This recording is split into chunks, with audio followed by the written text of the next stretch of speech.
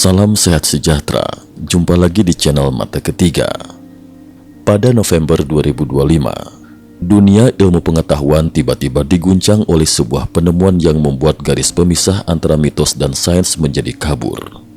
Dalam sebuah ruang laboratorium yang dipenuhi cahaya layar komputer, tim gabungan yang dipimpin peneliti visioner Yi Chong berhasil mencapai hasil yang sebelumnya dianggap mustahil. Dengan bantuan kecerdasan buatan generasi terbaru, mereka memecahkan salah satu sistem tulisan paling misterius yang pernah ditemukan manusia. Tulisan berbentuk kalajengking, sistem simbol kuno yang selama ratusan tahun tak berhasil diterjemahkan oleh ahli epigrafi manapun. Tingkat akurasi AI itu mencapai 92%. Namun yang membuat dunia tercengang bukanlah kemampuan AI-nya, melainkan isi dari terjemahan itu sendiri. Saat memindai 12 tablet tanah liat dari gudang arsip British Museum, tablet yang masih berbalut tanah asli Mesopotamia, tiba-tiba muncul satu kalimat yang membuat seluruh tim terdiam, seolah waktu berhenti. Kami menciptakan para pekerja tambang dari tanah dan darah kami. Beberapa peneliti yang menyaksikan layar komputer saat itu mengaku tanpa sadar memecahkan mouse mereka sendiri karena rasa terkejut yang meluap begitu kuat. Dan kejutan itu tidak berhenti di sana. Setelah AI menyusun 280.000 fragmen tablet yang tersebar, muncullah kesimpulan yang bahkan lebih mengguncang. Tablet berusia 6.000 tahun itu menyatakan bahwa manusia bukan hasil evolusi alami, melainkan alat kerja yang diciptakan oleh para dewa dari langit. Temuan yang selama ini hanya menjadi bisikan teori pinggiran mendadak muncul dalam data arkeologi kuno. Dunia akademik pun terbelah dua, antara percaya atau menolak kenyataan baru yang begitu brutal ini.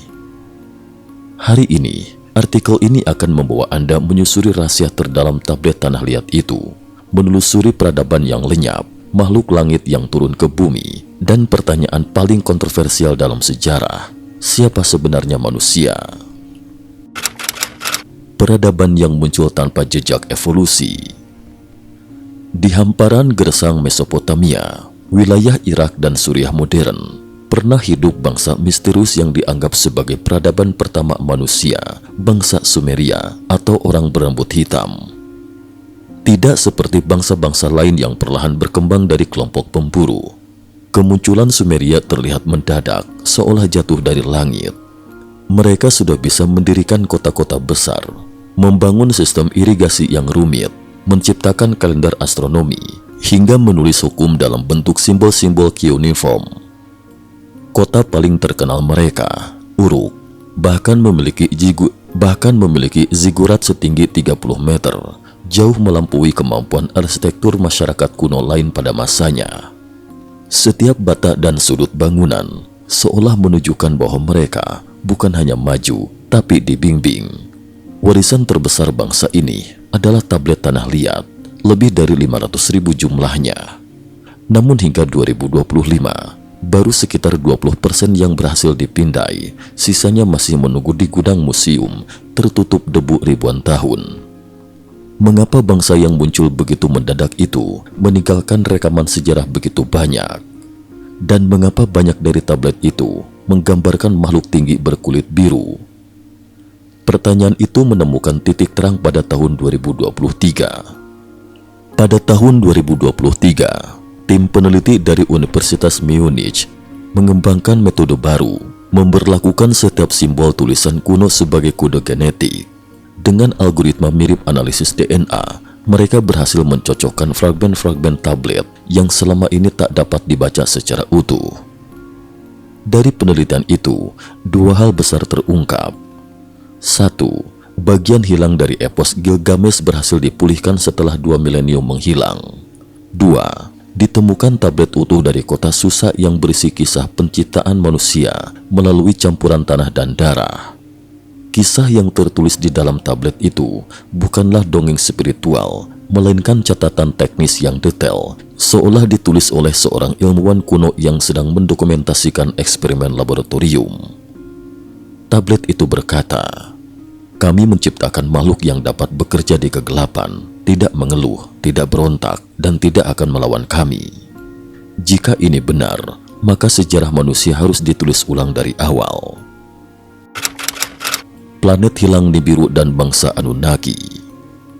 Tablet Sumeria menggambarkan kisah besar yang dimulai 400.000 tahun silam ketika planet bernama Nibiru mengalami kehancuran atmosfer. Penduduknya Anunnaki nyaris musnah karena udara dan air perlahan menghilang. Mereka menemukan bahwa partikel emas halus dapat memperbaiki atmosfer. Masalahnya, Nibiru tidak memiliki emas yang cukup, maka mereka melakukan perjalanan antar planet untuk mencarinya.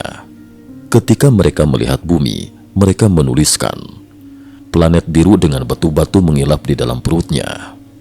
Mereka pun datang. Ukiran pada tablet menggambarkan Anunnaki sebagai makhluk luar biasa. Tingginya 3 kali lipat manusia Sumeria. Kulit mereka kebiruan dan berkilau di bawah cahaya. Memiliki 6 jari di setiap tangan. Mengenakan sabuk energi dengan simbol-simbol bercahaya. Memiliki usia hingga 360.000 tahun. Hierarki mereka terstruktur tajam. Anu, Raja Langit; Enki, penguasa bumi; Enlil, penguasa udara dan cuaca; Igigi, kasta pekerja, berjumlah ratusan. Para Igigi inilah yang pertama kali dipaksa menambang emas dari perut bumi. Pekerjaan tambang sangat berat. Para Igigi yang berusia ribuan tahun sekalipun tidak mampu terus bekerja dalam kondisi fisik ekstrim. Pada suatu malam, mereka akhirnya memberontak. "Kami adalah Anunnaki, bukan budak." Teriakan itu tercatat jelas dalam tablet. Para Igigi menutup terowongan tambang, menghancurkan struktur batu, dan nyaris membakar wahana terbang milik Enlil. Bumi hampir tenggelam dalam perang saudara antar Anunnaki. Enki dan Enlil, 2 penguasa utama di bumi, berada di ambang kehilangan kendali.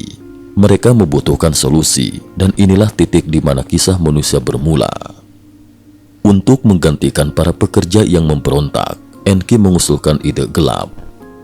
"Mari kita ciptakan makhluk baru, makhluk yang patuh, makhluk yang akan bekerja tanpa pertanyaan." Tablet mencatat instruksi berikut. "Ambillah tanah dari tepi sungai, campurkan dengan darah kami, dan bentuklah pelayan yang dapat bekerja di kegelapan." AI mengungkap bahwa manusia bukanlah percobaan pertama. Ada beberapa generasi makhluk uji coba sebelum manusia berhasil. 1. Manusia kadal, campuran DNA dinosaurus dan Anunnaki. Kuat, namun tidak bisa berkembang biak dan sangat agresif. 2. Manusia singa, memiliki tubuh singa dan wajah manusia. Kuat, tetapi tidak mampu menggunakan alat. 3. Manusia berkepala anjing, lincah namun ganas, tidak bisa dikontrol. 4. Manusia berkepala burung, memiliki sayap tetapi takut gelap sehingga tidak cocok untuk tambang. Semua makhluk gagal itu dimusnahkan di tungku raksasa. Tablet berkata, "Yang tidak layak, kembalikanlah ke debu." Eksperimen itu hampir dihentikan, namun Enki menolak menyerah. Saat semua jalan buntu, Enki membawa ide baru, menggunakan sel telur seorang dewi Anunnaki, yaitu Ninhursag. Enlil menentang keras, "Kau menghina para dewa menggunakan telur seorang dewi untuk menciptakan makhluk kerja." Namun Ninhursag akhirnya setuju dengan syarat genetika makhluk baru itu dimodifikasi agar berumur pendek, patuh, mudah dikendalikan. Di laboratorium bawah tanah Susa, tanah hitam yang dianggap sumber kehidupan dicampur dengan DNA Enki dan telur Ninhursag. Setelah proses penyalaan energi oleh Enlil, manusialah yang lahir. Ras Lemuria, leluhur manusia modern. Bukan dalam jumlah banyak, mereka awalnya hanya beberapa puluh, semua dari proses laboratorium. Lalu mereka dibiarkan, diatur, dan dipakai sebagai tenaga tambang. Ini awal dari segala sesuatu yang kita sebut peradaban.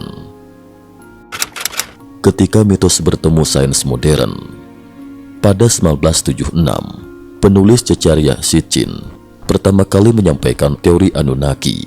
Ia dihina, dianggap fantasi. Namun kini, berkat AI dengan akurasi 92%, banyak bagian tablet yang tidak terbaca sebelumnya ternyata mendukung teori itu. AI juga menganalisis rekaman geologi bumi dan menemukan sekitar 5.200 tahun lalu, bumi benar-benar dihantam asteroid besar. Setelah itu, teknologi Sumeria melonjak drastis, irigasi, kota besar, astronomi. Beberapa peneliti berspekulasi, asteroid itu mungkin bukan kebetulan. Mungkin saat itu Nibiru kembali mendekati bumi. Dan mungkin saat itu Anunnaki turun kembali. Jika manusia diciptakan sebagai pekerja tambang, maka apakah dorongan kita untuk bekerja dan membangun kota sebenarnya bawaan genetika yang diprogram? Ketika kita bertanya, siapa aku sebenarnya? Apakah itu perkembangan alami atau bug dalam sistem? Atau celah yang sengaja ditinggalkan oleh penciptanya? Pertanyaan-pertanyaan itu kini tidak lagi terdengar seperti fantasi. Pada 2024, tablet yang ditemukan di Iran menyebut bahwa sebelum meninggalkan bumi, para Anunnaki mengubur alat-alat mereka di dalam gunung. Apakah itu teknologi luar angkasa atau hanya mitos rakyat? Tidak ada yang pasti. Namun bulan lalu, seorang warganet membagikan laporan DNA. Ada fragmen genetik misterius yang tidak cocok dengan genom manusia modern dan mirip dengan simulasi DNA Anunnaki. Ilmuwan menyebutnya bagian yang belum diteliti, namun ribuan orang mengaku memilikinya. Dan ini semakin mengaburkan batas antara legenda dan kenyataan. Penutup, kunci yang baru mulai terbuka. Apakah manusia benar memiliki darah makhluk langit? Apakah kita pekerja buatan? Atau apakah tablet Sumeria hanya alegori kuno? Kita tidak tahu, namun tanda-tandanya terlalu banyak untuk diabaikan. Tablet berusia 6.000 tahun itu bukan hanya benda arkeologi, ia adalah kunci masa depan dan masa lalu, kunci untuk memahami siapa sebenarnya manusia.